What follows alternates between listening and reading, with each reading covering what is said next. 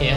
Padahal Rasulullah SAW telah mengingatkan kita, kelak nanti di yaumul qiyamah kaki kita tidak bakal beranjak, kaki kita tidak bakal pindah dari satu tempat ke tempat yang lainnya, hatta yus'alu an arba', sampai kita ditanya tentang 4 hal.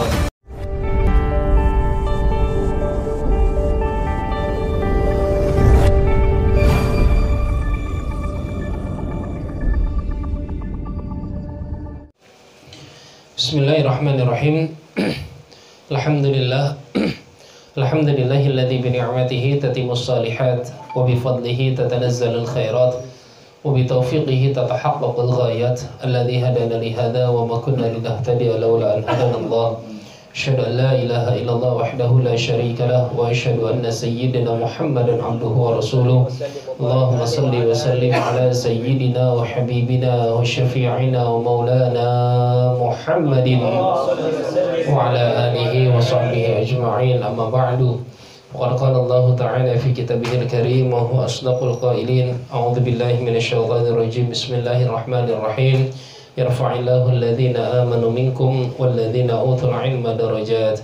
Wa qala an-nabiy sallallahu alaihi wasallam, man kharaja fi talabil ilmi fahuwa fi sabilillahi hatta yarji'a. Hadrat fadilatul muhtaramin, segenap bapak-bapak jemaah Majelis Ta'lim Rawdatul Ulum, yang insyaallah kita semua yang hadir di majelis ini senantiasa mendapatkan taufik dan hidayah dari Allah Subhanahu wa taala.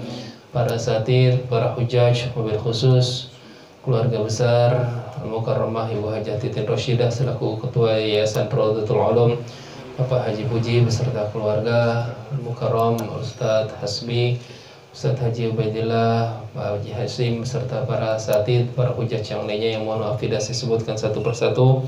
Mudah-mudahan kita semua dalam keadaan sehat walafiat dan lindungan Allah Subhanahu wa taala. Alhamdulillah, puji syukur kepada Allah Subhanahu wa taala yang mana pada kesempatan malam hari ini alhamdulillah Allah masih memberikan kita berbagai macam nikmatnya, nikmat sehat walafiat, nikmat iman, nikmat Islam, sehingga alhamdulillah kita dapat berkumpul, kita dapat bermuajahah di tempat ini. Mudah-mudahan langkah dan niat kita hadir dan duduk di majlis ini senantiasa mendapatkan pahala yang berlipat ganda dari Allah Subhanahu wa taala. Salawat teriring salam tercurahkan ke haribaan Nabi besar Muhammad sallallahu alaihi wasallam serta para keluarga, sahabat dan pengikutnya hingga akhir zaman kelak. Mudah-mudahan kelak nanti di yaumil qiyamah kita semua yang istiqomah dalam menjalankan segala sunnah-sunnahnya, insyaallah di yaumil qiyamah kita semua akan mendapatkan syafaatul uzma. Amin amin ya Allah ya rabbal alamin. Ma'asyiral muslimin hadirin jamaah rahimakumullah. Alhamdulillah pada malam hari ini kita dapat kembali bermuajahah, kita dapat berkumpul. Walaupun sebenarnya saya tadinya agak ragu mau datang ke sini Pak Haji. Kalau Pak Haji nggak telepon mah kayaknya saya kagak datang ke sini. Karena jadwal saya itu di Jakarta semuanya cancel. Tidak ada, cuma di sini doang yang ada. Iya, makanya itu tadi Ustaz Titin telepon, Mbak Haji Puji, Pak Haji itu punya telepon. Saya, emang ada pengajiannya di RU ya? Harusnya tadi siang saya di Bu Haji Suhani ya situ ya. Nggak ada katanya. Kemudian Selasa kemarin saya di Al Hidayah nggak ada juga. Sabtu saya di Arkom bapak-bapak nggak ada juga. Fatul Muridin jadwal saya di An-Nur nggak ada juga. Saya yakin di sini juga nggak ada kayaknya nih. Tapi ternyata ada di sini. Dah sekalian nggak apa-apa, kebetulan besok saya ada jadwal di Al-Falah ya. Saya sempat telepon Ustadz Fatullah juga, Ustadz ini ada Pak kagak Jumatan ini bener Ustadz ada kita. Oh ya ada, aman nih aman, tapi jangan lama-lama gitu. Setiap khutbah Jumat enak sekarang Pak. Wah, saya kemarin di Al-Mukhlisin belum naik udah dipesenin, Ustadz jangan lama-lama. Siap. Nggak apa-apa gimana, terserah itu mah. Saya mah supirnya doang, tergantung majikannya gimana. Yang penting jangan dikurangin aja Bang Yus ya. Jangan dikurangin ceramahnya maksudnya.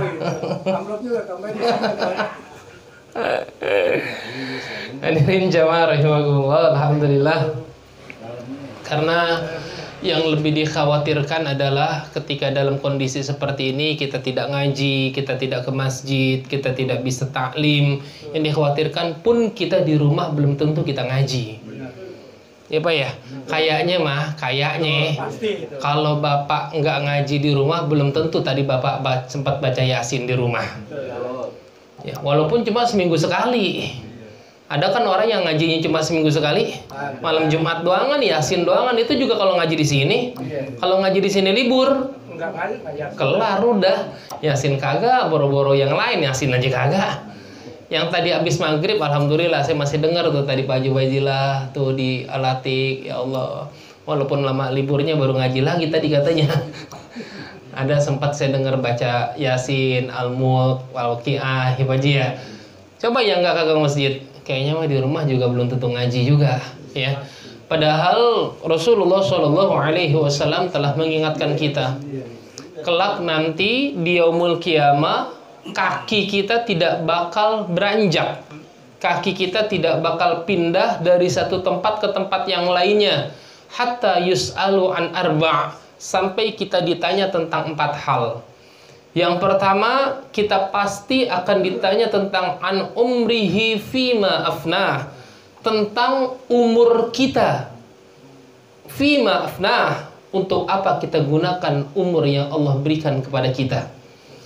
Umur yang Allah berikan kepada kita ditanyanya bukan per tahun, Pak. Ditanyanya bukan per bulan, bukan per minggu, bukan per hari ditanyanya. Tapi yang ditanya oleh Allah adalah per hembusan nafas kita, dimintai pertanggungjawaban oleh Allah Subhanahu wa taala. Bukan per menit. Kalau per menit mah 1 menit.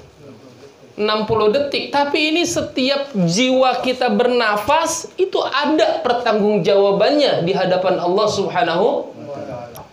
Kalau kita hafal salawat nariyah tuh ujungnya adalah fi kulli lamhati wa nafasim bi'adadin kulli ma'lu.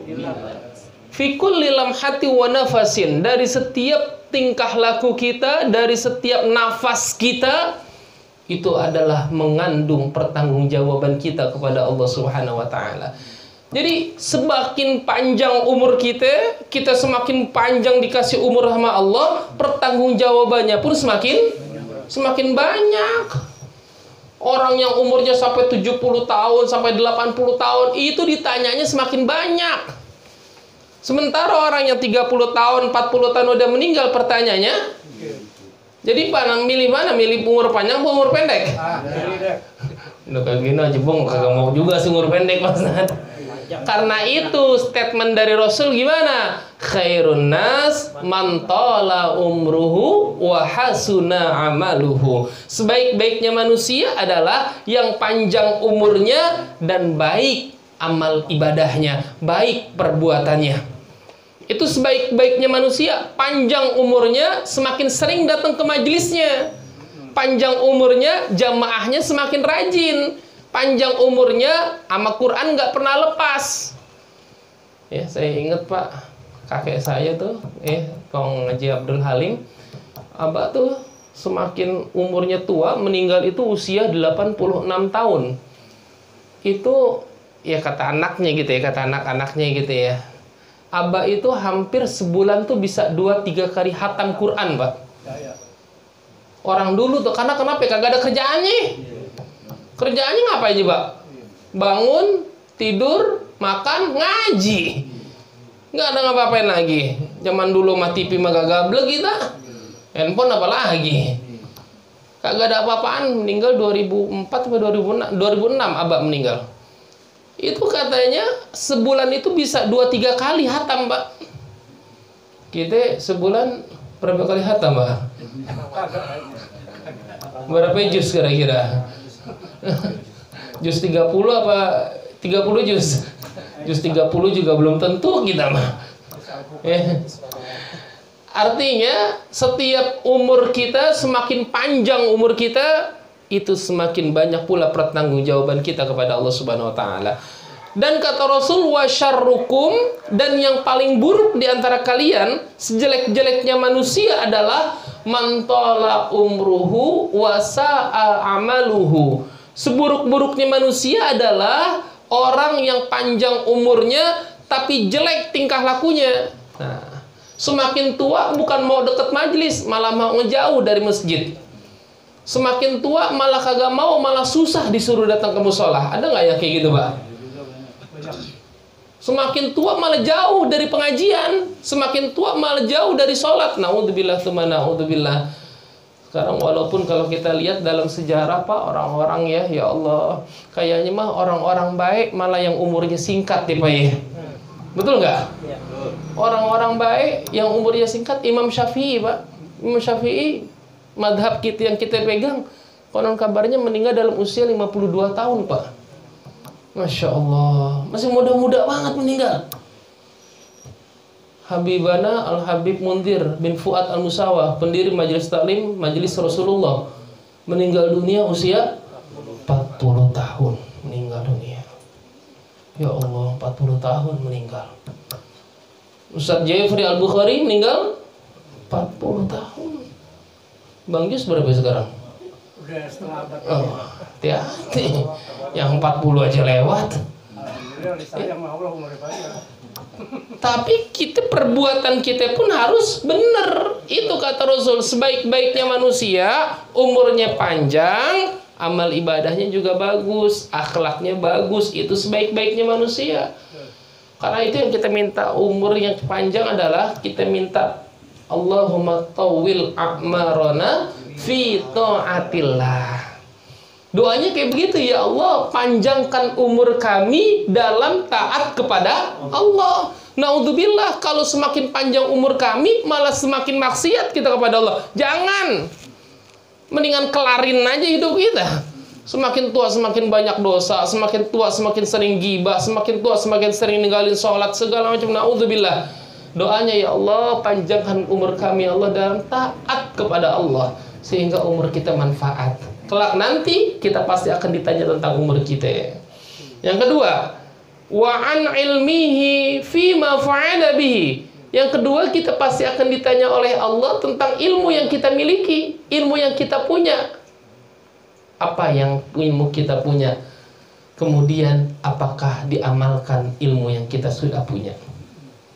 Kita tahu dari pengajian, ninggalin sholat itu dosa, ninggalin sholat itu harus dibayar.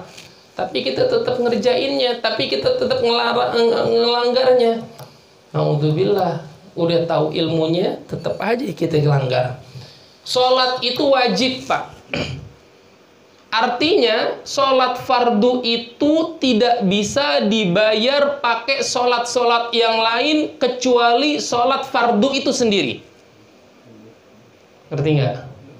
Tidak ada sholat fardu bisa menggantikan. Kalau kita ninggalin sholat fardu, tidak bisa diganti dengan sholat sunnah.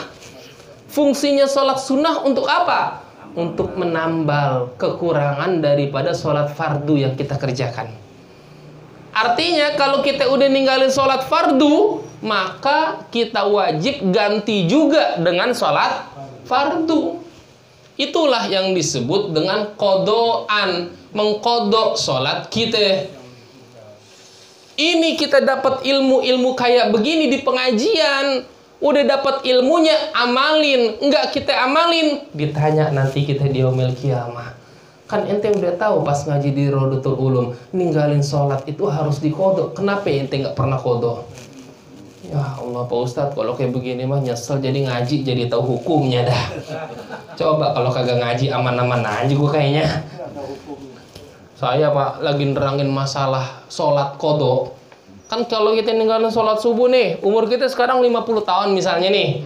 Selama 50 tahun itu kita akil balik umur 15 tahun misalnya. Selama 35 tahun kita sholat, berapa kali sholat subuh kita tinggalin? Kita ninggalin misalnya, ada kali Pak Ustadz lah 500 kali, kudu diganti 500 kalinya. Saya nerasin kayak begitu, Pak, segala macamnya. Di Depok saya nerangin kayak begitu, besoknya saya ngaji, ada anaknya, Pak. Anak jamaah saya bilang, Pak Ustadz, habis Pak Ustadz nerangin masalah sholat kodok, mama sekarang jarang keluar kamar. Gitu katanya. Ngapain? Sholat aja udah dalam kamar. Sholat duha jam 9, keluar-keluar jam 12 katanya. Ngapain? Abis duha dia udah kayak ada kerjaan. Anak katanya udah gede semua. Masakan udah kelar dari pagi, ngegosok udah kelar dari pagi. Udah abis duha hajar aja udah sholat zuhur. Habis duha ajar aja sholat subuh, nggak apa-apa habis duha pakai doa kunut, asal jangan kelihatan orang aja. Sholat apaan setengah 10 pakai kunut loh. Dia kagak tahu kita lagi sholat kodok. Tuh, kita kodok jadinya kita ganti. Karena itu ketika dulu ada jamaah ya, jamaah. Kan kalau kita di Masjidil Haram, kalau kita di Masjid Nabawi, kan kita perbanyak ibadah Pak Haji ya. Perbanyak ibadah. Jamaah nanya, Pak Ustadz, ibadah apaan ya yang kita lakuin ya? Kalau kita udah ngaji segala macam, sholat kodok. Kita banyakin aja sholat kodok. Karena kenapa? Secara pahala nih, bukan secara lahiriahnya, tapi secara pahalanya, kita satu kali sholat di sana, dibayarnya 100.000 kali lipat. Satu kali sholat zuhur di sana di Masjidil Haram, Bapak sama dengan 100.000 kali sholat zuhur. Tuh, enak kan? Jadi kalau banyak dosanya, banyak ninggalin sholat, pergi umroh, pergi haji, sholat di situ. Tapi jangan cuma sekali doang, nggak apa-apa, udah 100 ini, udah aman, udah. Itu mas secara hitungan pahalanya doang. Jangan kayak orang-orang baru umroh, baru haji, mentang-mentang yang sholat di Masjidil Haram 100.000 kali lipat, yang sholat di Masjid Nabawi 10.000 kali lipat. Pulang dari umroh nggak pernah ke masjid. Mak kenapa? Tabungan gue masih banyak. Masih banyak tabungannya. Walau 100.000 kali lipat berapa bulan di sini coba? Berapa tahun di dunia di negaranya coba? Banyakin sholat fardu. Kodok Bapak kalau ada waktu nih pada Isya. Ketimbang Bapak nongkrong kagak jelas, nungguin BLT lah, nungguin bansos, ngurusin ini, ngurusin itu, kagak ada manfaatnya. Nongkrong mulu yang kagak ada manfaatnya. Udah pada sholat Isya, udah makan, udah ngobrol segala macam, udahlah sambil nungguin ngantuk, biasa tidur jam 11, sholat qadha aja dah. Tuh. Sambilan udah sholat qadha aja Bapak. Boleh nggak Pak Ustadz? Kita sholat qadha waktu Isya, tapi kita sholatnya sholat asar. Boleh nggak? Boleh. Sholat qadha mah kagak kenal waktu.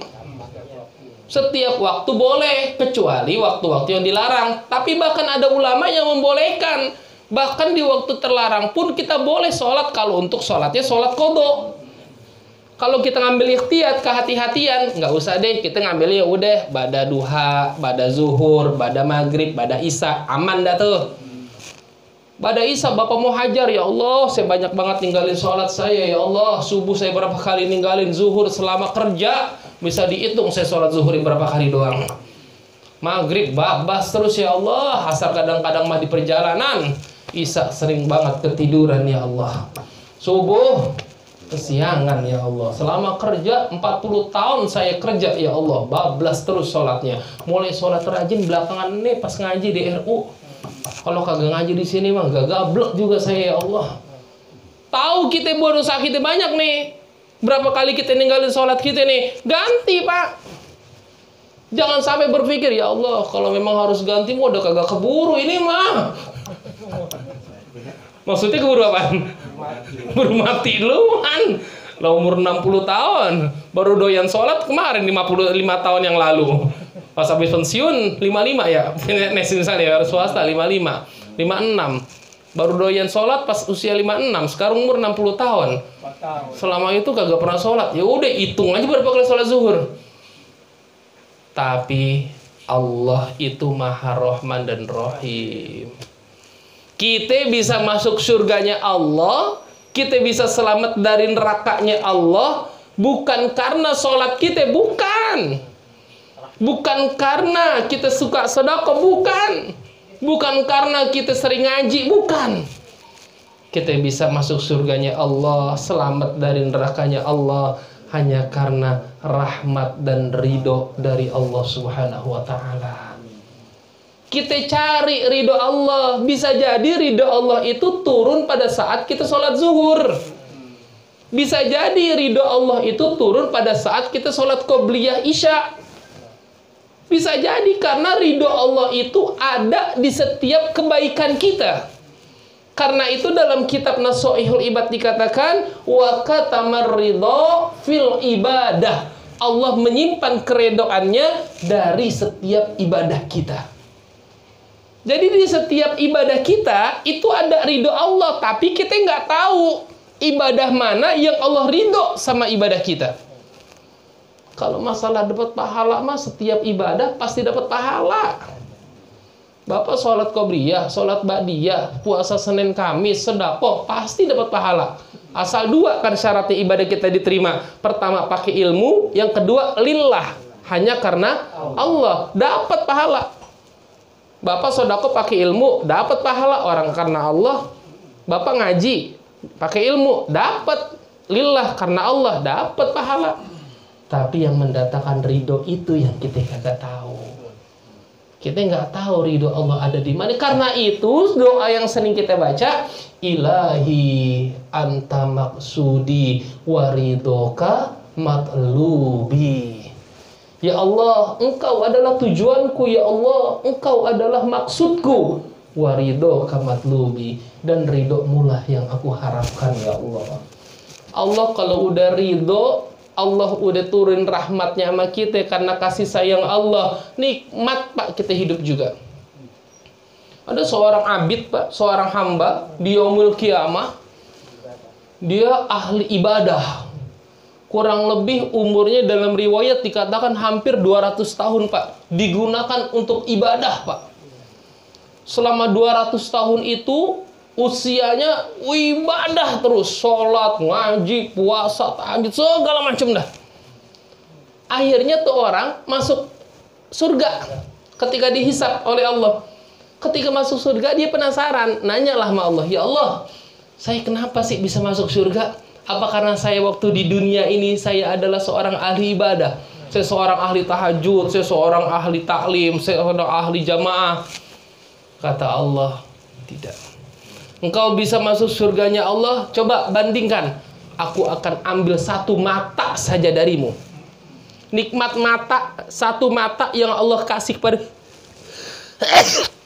satu mata yang Allah berikan kepada kita, itu melebihi 200 ibadah kita kepada Allah Subhanahu wa taala. 200 tahun ibadah kita belum bisa ngebandingin nikmat satu mata yang Allah kasih kepada kita. Ya Allah, satu mata doang tuh Pak. Ada yang namanya kornea, ada yang namanya segala macam dah tuh di mata kita itu. Itu kita bayar pakai 200 tahun ibadah kita kagak kebayar. Kata Allah, ente mau sombong pakai ibadah baru 200 tahun. Saya ngasih satu mata aja tuh ente belum bisa bayar nikmat, kata Allah. Bukan. Ente bisa masuk surga bukan karena ibadah ente 200 tahun. Ente bisa masuk surga hanya karena rahmat dan ridho dari Allah Subhanahu wa taala. Ibadah kita kira-kira udah berapa tahun Pak? Ada sampai 200 tahun Pak? Boro-boro. Kita boleh baru sama ngaji juga paling baru 20-30 tahun yang lalu ya Pak ya. 20 tahun yang lalu kita kayaknya baru seneng jamaah. Ya ada yang baru 5 tahun yang lalu. Ada yang baru 2-3 tahun. Ya Pak ya, kayak gitu ya. Tapi kita nggak tahu tuh. Jangan pernah fala tuzakku wala tuzakku anfusakum huwa a'lamu bimanittaqa. Jangan sekali-kali kita merasa suci, kita merasa bersih, kita merasa paling takwa. Jangan kayak gitu. Itu bahaya tuh. Lu baru ngaji sekarang ngaji sombong banget. Gue dari RU berdiri gue. Emang siapa yang diri ini nih? Nah, itu yang kurang ajar kayak begitu. Ngerasa dirinya paling suci, ngerasa dirinya paling takwa. RU dulu emang pertama kali bentuk ya jamaahnya paling 4 orang. Nih, kalau nggak ada saya itu yang ngasih tahu nih, wah ngajak-ngajak. Nggak tentu berkembang kayak begini. Dah. Ngerasa dirinya paling tinggi, ngerasa dirinya paling bisa. Huwa a'lamu bimanittaqa, kata Allah. Jangan ngomong segitu sekali lagi dah. Nggak boleh kita ngerasa paling suci. Fala tuzakku anfusakum. Jangan sekali-kali kita merasa diri kita paling bersih. Tuzakku, zakat, bersih. Jangan sekali-kali kita merasa diri kita paling bersih. Huwa a'lamu bimanittaqa. Karena Allah yang lebih tahu siapa yang paling bertakwa di antara kita. Bisa jadi di mata Allah, di sisi Allah, lebih mulia orang yang baru 2-3 kali datang ke pengajian ketimbang kita yang puluhan tahun gak pernah absen di pengajian. Betul gak gitu Pak? Bisa jadi orang yang baru 2-3 hari datang sholat berjamaah di musola ketimbang kita yang setiap hari kita jadi imam di musola. Betul gak kayak begitu? Karena kita nggak tahu siapa yang lebih bertakwa di sisi Allah, yang lebih mulia di sisi Allah kita nggak tahu. Bisa jadi dia imam di majlis, dia imam di masjid. Emang karena rumahnya sebelahan sama musola, sebelahan sama masjid. Betul nggak Pak Haji? Ini saya banget sama kayak gitu. Rumah saya, sebelah saya majlis. Saban hari lah saya kagak sholat berjamaah, ustadznya ada. Ya Allah, imam kagak ada lagi dah. Kayak begitu kan, akhirnya kita dipanggil, taruh. Padahal lagi capek-capeknya, kalau nggak ada orang yang gue sholat di kamar ini mah. Kita kagak tahu itu hati kita, ya Allah, bener. Lagi sholat, kayaknya tengsin banget baca kuliah kulhu. Ntar dikira imamnya apalanya sedikit lagi kalau baca kuliah sama kulhu. Paling banter mah alam nasrah dah, mau buat duha. Kalau apal watin sama ini, sabbihisma rabbikal a'la deh. Biar dibilang pinteran dikit dah. Masa ilmu imam sama ya sama ilmu makmum? Lemah makmum wajar, kulhu. Gue kan imam, masa gue kulhu mulu? Bisa jadi kayak gitulah. Bisa jadi yang baca kulhu sama ina atau ina ini sholatnya diterima sama Allah ketimbang si imam yang baca Al-Baqarah. Betul nggak kayak gitu Pak? Karena kita nggak tahu hati orang tuh kayak gimana. Kita mah nganggapnya, wah dia mau surat hafalnya banyak, wah keren dia mah begini-gini. Kalau ujung-ujungnya riya mah itu yang dibilang yakulun narul hatab. Yang namanya hasad, riya itu memakan kebaikan kita. Sebagaimana kayu di api memakan kayu bakar. Dikit-dikit tuh ya Allah. Karena itu punten nih Pak, maaf ya kalau saya misalnya nih sholat, Bapak suka sholat di perumahan yang masjid-masjid gede, masjid-masjid pinggir jalan yang gede-gede. Itu kan bacaan Qur'annya mah kalau lagi sholat panjang-panjang nggak tuh Pak? Panjang banget ya Pak ya. Kalau saya jadi imam, saya mah hati saya jelek nih Pak. Kalau saya, kalau Bapak mah sama. Kalau saya nih terkadang, biar dibilang hafalannya banyak, biar dibilang bacaannya fasih, biar dibilang orang pinter, saya itu mah takut mangka itu dah. Baca Quran banyakan sedikit aja suratnya dah. Ya Allah, takut hati kita ini melenceng bukan karena Allah. Hati kita ada unsur riyanya gitu Pak Haji, pengen dilihat. Ro'a ya ro itu artinya dilihat, pengen dilihat gitu. Ini yang bahaya nih, pengen dilihatnya itu. Padahal yang layak riya adalah Allah. Kan kata Allah, ar-riya'u ridai. Riya itu adalah selendangku. Nih sorbannya Allah tuh riya. Wajar. Allah yang punya semuanya, Allah maha segalanya. Bahkan dalam Asmaul Husna ada sifat Allah yang disebut dengan Al-Mutakabbir. Apa tuh Al-Mutakabbir artinya? Yang maha sombong. Kabir, besar. Mutakabbir, yang membesarkan, busungkan dadanya. Yang membusungkan dadanya, yang maha sombong adalah Allah. Kita emang gak berhak sombong. Lagi imam bacaannya, wah sabbihisma rabbikal a'la. Rakaat kedua, hal ataka haditsul ghasyiyah. Padahal mah kalau di rumah, di kamar tetap aja kuliah kulhu. Paling bener ina atoina kita. Bener, diuji Pak, iman kita tuh Pak. Ini mah hati kita nih, hati nih, pengen banget dilihat. Pengen banget dibilang, begini. Suaranya bagus, wajar lah, Hafiz.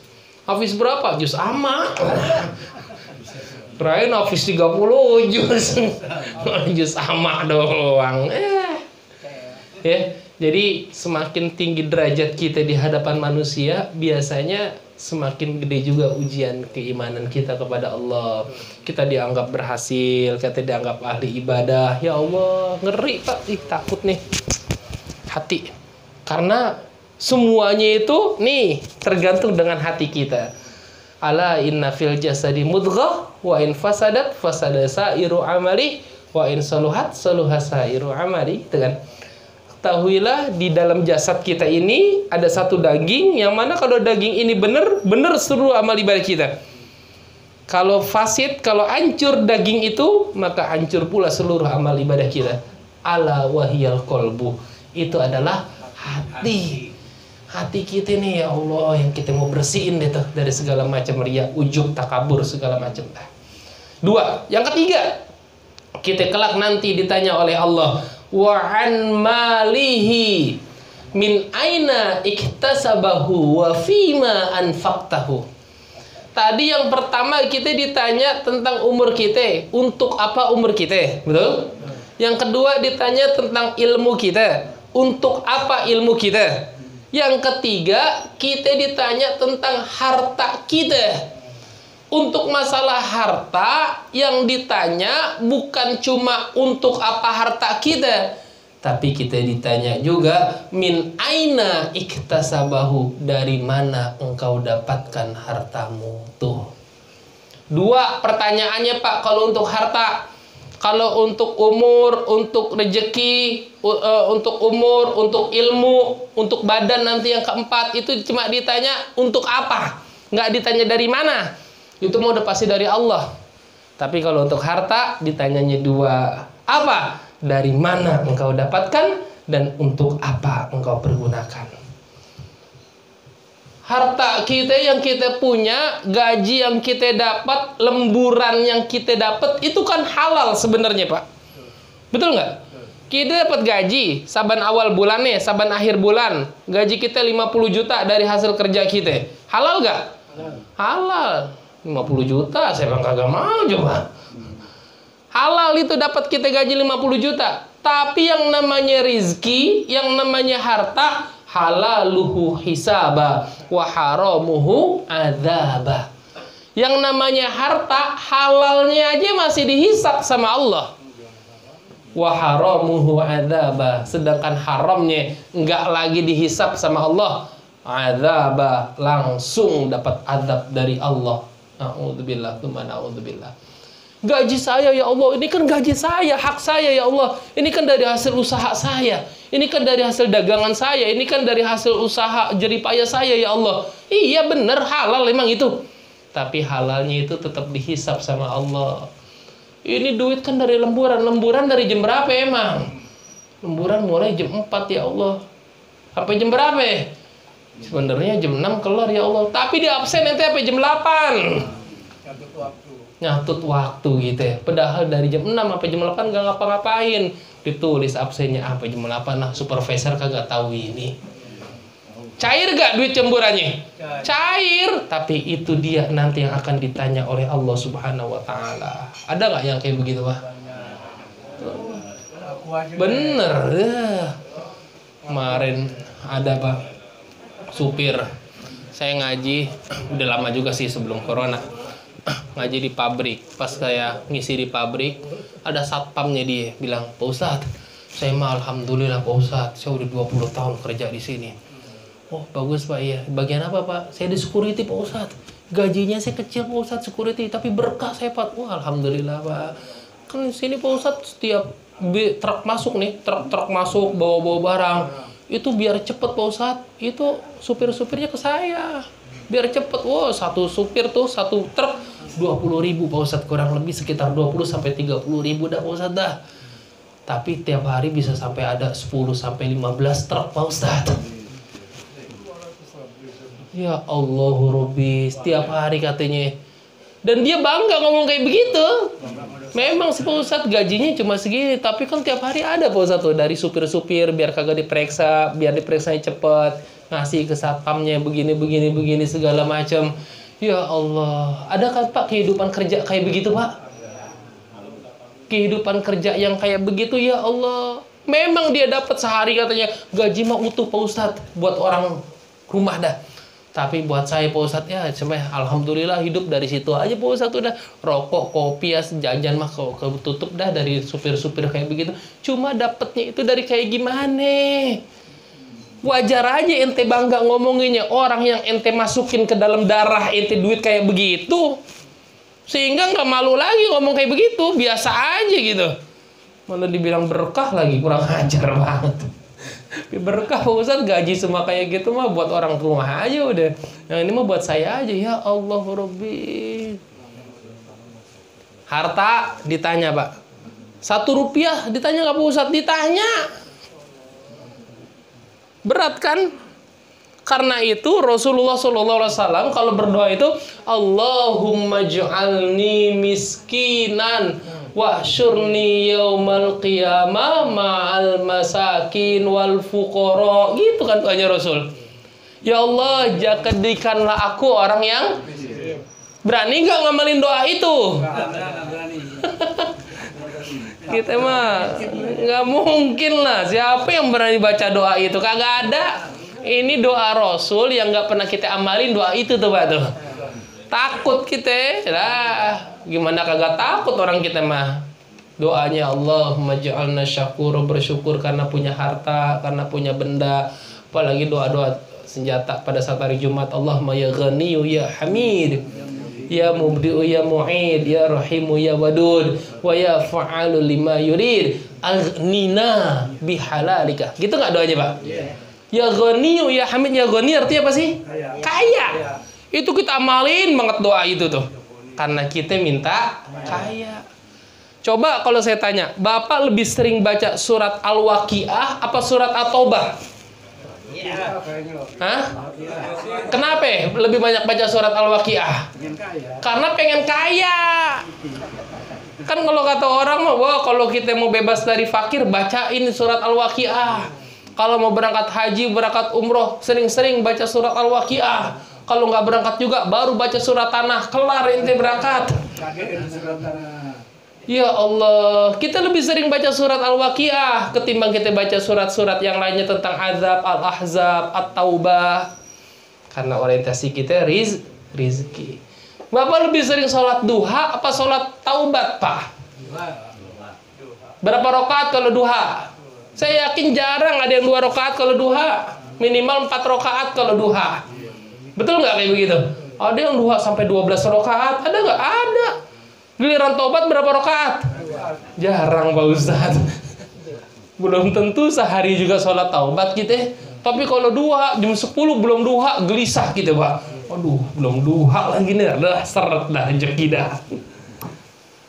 Ya Allah, karena kenapa? Karena kita mintanya rezeki. Boleh nggak kayak begitu? Ya boleh-boleh aja, sah-sah aja nggak apa-apa. Yang penting masih sholat. Tapi harus diimbangin juga sama batin niat kita. Kebutuhan akhirat kita. Bukan hanya kebutuhan jasmani. Bukan hanya kebutuhan materi. Bukan hanya duit dan duit. Yang keempat. Apa yang akan kita dipertanyakan oleh Allah kelak nanti di yaumul qiyamah? Wa an jismihi fima ablah. Kita akan ditanya tentang jisim kita. Badan kita. Jasmani kita. Kita akan ditanya. Fima ablah. Untuk apa engkau pergunakan? Buat apa engkau pergunakan badanmu? Badan yang sehat, yang masih seger, pernah nggak dibuat untuk melangkahkan diri ke majelis? Nuntut ilmu? Enggak ya Allah. Badan yang sehat, yang masih seger, pernah nggak digunakan untuk jalan sholat berjamaah? Enggak juga ya Allah. Itu semua akan ditanya oleh Allah. Akan diminta pertanggungjawaban. Nih, kaki kita nggak bakal melangkah dari satu tempat ke tempat yang lainnya sebelum kita ditanya tentang 4 hal itu. Ya. Hadirin jamaah rahimakumullah.